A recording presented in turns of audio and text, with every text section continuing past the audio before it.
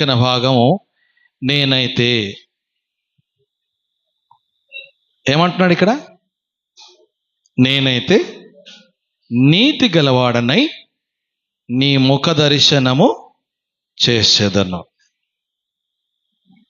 దేవుని బిడ్డలమైన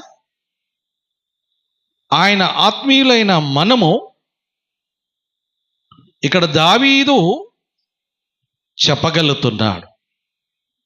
ఎవరు చెప్తున్నాడు? దావీదు చెప్తున్నాడు. నేనైతే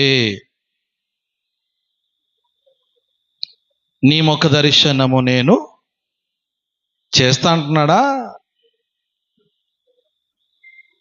చేస్తా అంటున్నా ఏమంటుండు?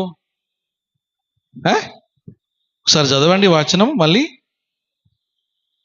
నేనైతే నీతి గలవాడనై నీ ముఖ దర్శనము చేస్తా